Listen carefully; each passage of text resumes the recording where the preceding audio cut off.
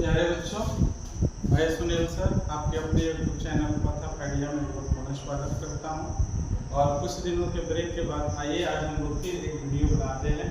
जो यह क्वेश्चन दिया हुआ है bx बटा a y बटा b is equal to a square plus b square और x प्लस y बराबर 2ab। ये CBSE 2004 का क्वेश्चन है। आइए हम इसको एकदम सिंपल और साधारण विधि से हल कर सकते हैं। जैसे सवाल दिया है डायरेक्ट इसको हम हल कर सकते थे, लेकिन हम लोग इसको तोड़ के हल करते हैं। यहाँ पर आइए हम लोग क्या करते हैं, इसको हल करते हैं पहले। इसमें क्या करते हैं, b में गुना कर देते हैं तो b स्क्वायर x होता है, a में y से गुना करते हैं a स्क्वायर y हो जाता है और फिर हमारा होता है ab और एलसीएम इसका हो जाता है तो फिर क्या है a square plus b square. साधारण विधि से इसको यहाँ पर हम हल करते हैं।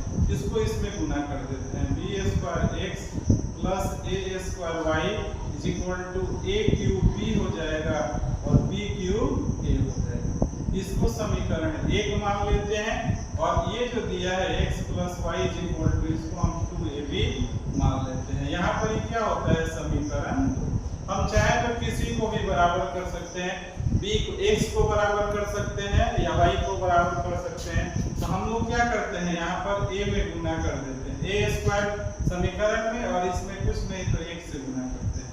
हमारा होता है b square x plus a square y is equal to a cube b और प्लस b क्यूब a और बट्टा में हो जाता है a square x plus b square y और 2a क्यूब b।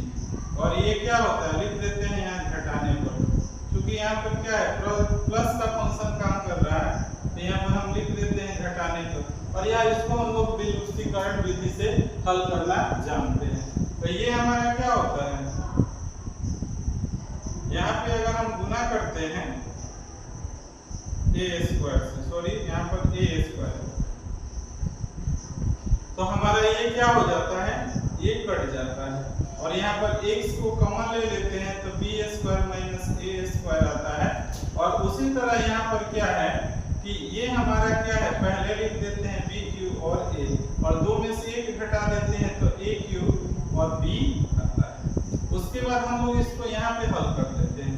आगे x ले लेते हैं और फिर कॉमन इसमें क्या होता है, ab स्क्वायर कॉमन हो जाता है, यानी कि a और b कॉमन हो जाता है। तो जब यहाँ पर ab कॉमन हो जाता है तो यहाँ पर क्या बच जाता है, यहाँ पर बच जाता है b square minus a square और फिर बटा में इसको क्या लिख सकते हैं, b square minus a square. इससे क्या होता है, कट जाता है, x का मान क्या जाता है ab। तो इस प्रकार हमने क्या किया, ab का मान ज्ञात, ab हो गया x का मान, x का मान हम समीकरण 2 में रख देते हैं। x का मान क्या रखते हैं, समीकरण 2 में लिख देते हैं x का मान समीकरण 2 में रखने पर समीकरण हमारा 2 क्या है, x plus y is equal to 2ab। तो x के जगह हम लोग क्या लिख देते हैं, ab। x के जगह हमने क्या लिख दिया, ab। तो ये हो गया 2ab, y is equal to क्या हो गया 2ab।